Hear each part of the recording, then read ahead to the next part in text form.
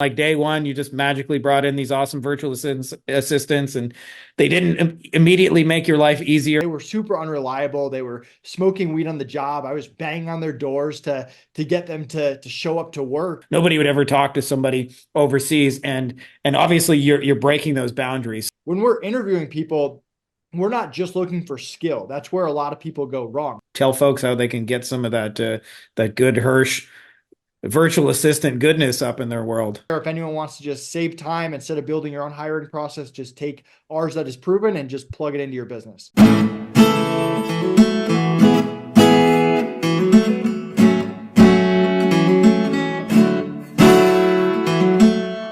All right, you beautiful, sexy motherfuckers. We are back for another amazing edition. I got Nathan Hirsch with me. And I think what you guys are going to find super interesting about Nathan, besides being a cool dude, he's a dad. You can tell he reads a lot of books. Those aren't just for show behind him, even though they're all color coded and I see his OCD hard at work. Tell my wife. Is that he has built an 8-figure business that runs entirely on virtual assistants. And we're going to be talking about outsource school today.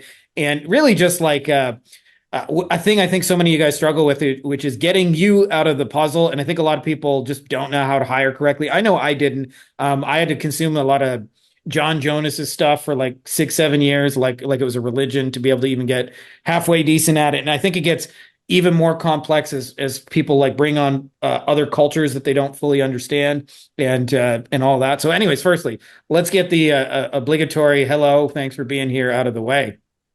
Yeah, thanks for having me. I know we both rescheduled on each other, so I'm glad we could finally make it happen.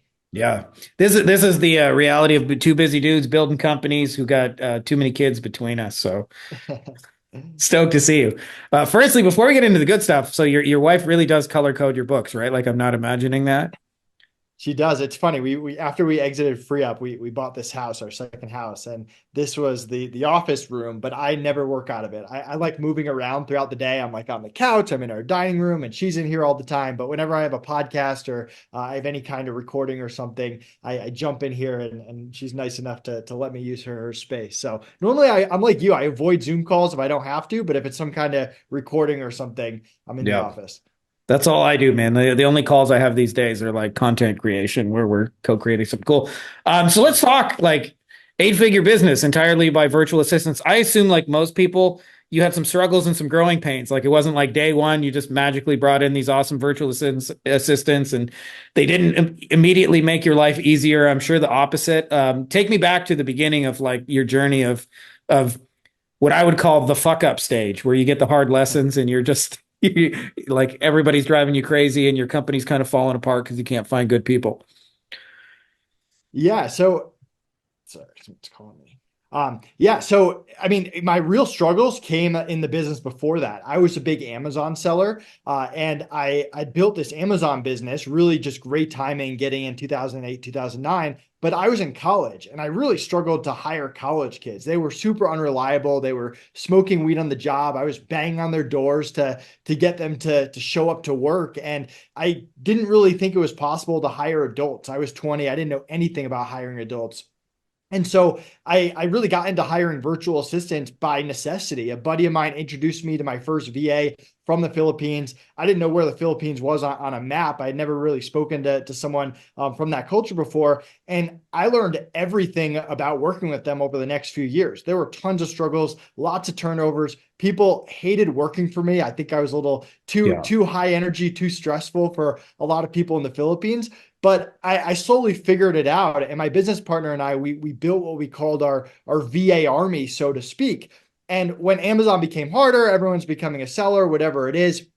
We started offering all these VAs to all these different e-commerce sellers, and that became Free Up, a pre-vetted marketplace for virtual assistants. So we ended up taking the best VAs from our Amazon business, putting them on the internal team of Free Up, and from there, it's how do we push the limit? Before with the Amazon business, we were using VAs for inventory management and changing prices and stuff that now there's automated software for. But with free up, we need people to do sales calls. We need people to do bookkeeping. We need people to do lead generation, run our marketing team for B2B because Amazon wasn't handling it anymore. So that's really when we started to push the limit and just see, hey, what can we use VAs for that other people are not doing? And that's kind of what we continue to do to this day. I mean, I have a VA that goes on podcasts for me and does guests. So we really try to push the limit, but it all comes back to all those struggles we had as a 20-year-old entrepreneur that had no idea what they were doing and trying to hire people for the first time. Yeah. I love it, dude. Those some of the hardest lessons are the most valuable. I actually feel like personally, like just, that now that you mentioned, part of the reason I feel qualified to talk about this stuff is because I was so bad at it for so long.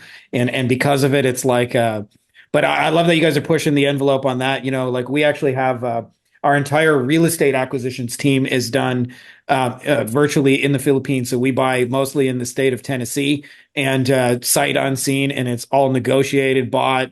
The leads are generated entirely through virtual assistants. Big shout out to Matt Larson for that. But I love that you said that because I think there's the belief that Filipinos can't sell. They can't do sales calls. You can't use them for customer service. No, nobody would ever talk to somebody overseas. And obviously you're breaking those boundaries. So be curious to know like kind of like a little bit about like, without spoiling your secret sauce too much, but like a little bit about what your process looks like now and how you kind of like screen. Because so much to this to me is like the process for screening for the right people and the right talent. Like at least that's my interpretation of it. I'd love to hear just a little bit about how you guys approach, your outsource army, your virtual assistant army. Yeah. So, and you kind of talked about it too. I mean, hiring is the key to being an entrepreneur. It's the number one skill, the number one process you got to build in any business. And if you don't build it, it's always something that's going to hold you back. You're always going to run out of hours in the day. You're always going to get pulled into fires and having to put them out. But on That the never flip side, happened. if you get on the flip side, if you get good at hiring, it just makes everything else easier. Whenever you have a problem, you hire someone to solve it. Whenever you want to try something, you hire someone, and it makes business a lot more fun. So for us to simplify it, we like to break it down into 4 parts. You've got interviewing, onboarding, training, and managing. And to focus on the front part, when we're interviewing people, we're not just looking for skill. That's where a lot of people go wrong. We're looking for skill, attitude, and communication. They have to have the trifecta. And Yeah. we call it our CARE interview process: communication, attitude, and experience. And the R stands for red flags. We're looking for, what are the red flags? What are this person telling me that shows me they don't have the experience I need, they don't have the right communication skills to work with me, or they don't have the right attitude? And it's very rare that you find the trifecta of all 3 and that person doesn't work out. Usually they have a good attitude and they're good at skills, but they can't communicate, or they have good communication, they're good at the job, but their attitude's terrible, and that leads to a bad hire. So Yeah. really focusing on only hiring people that have that trifecta is going to drastically improve your hiring percentage. Yeah, I'm glad you said that too, because I have a mentor who describes it. He says, I don't tolerate brilliant assholes. And a lot of times when people only hire for skill, they either end up with somebody who can do the task, but is difficult to work with attitude wise or communication wise. And like, I'm like you, I like people that kind of like almost over communicate. Like they let me know what's going on before I need to know. Like my VAs now tell me, hey, Frankie, just so you know, we got 25 videos left in the pipeline. 2 Fridays from now, you're going to have to record something. Like that kind of thing, like just makes my life so much easier than having to go in and check in, like, why are there any videos? And like, you're in this kind of like reactive state, and you hit the nail on the head with the trifecta there. Just because we're a little bit short on time, I wonder if you could share a little bit about like, for anybody who's interested in getting your help, like tell folks how they can get some of that good Hirsch virtual assistant goodness up in their world.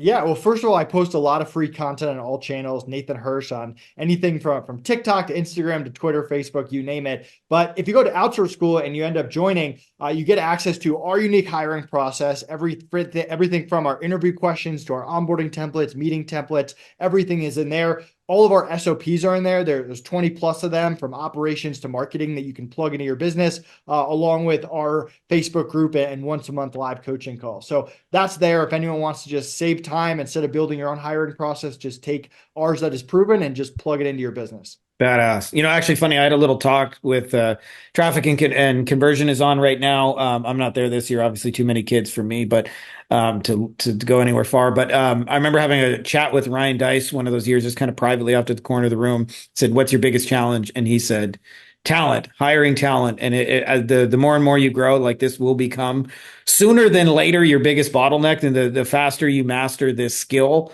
like as Nathan has alluded to, the more your life will get easier, and also the more you can relax. Because I used to find that like you, I was a very uptight boss in the beginning, and a lot of that was just on the basis of I didn't have good people, and so I couldn't easily let go. And so I always thought maybe I'm just a micromanager and things like that. And then when I began to actually have a process that brought in better people, you can actually step back and be at the beach or wherever it is you guys like want to be, and like be totally at peace knowing that things are getting done as they're supposed to be. So I'm glad you shared that. We'll put some links. Thank you, brother, for doing this. We're gonna have you back when I have some more time, but I wanted to get you while we had 15 minutes to rock and roll. Appreciate you jumping on with us.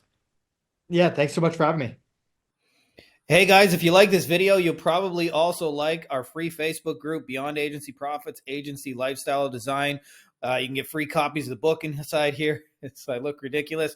We're doing weekly Q&As, giving answers to all your questions. Some of the best, smartest, brightest people. We've got lots of industry leaders doing 7, 8 figures and beyond. It's a literal who's who of the brightest agency owners that I know, as well as lots of tips on scaling and stuff, books that work. So if you're not already part of it, you're going to want to be part of it. So make sure to click the link. I put it in the description of the video as well as in the pinned top comment below. So just scroll down and you can join, and it's totally free.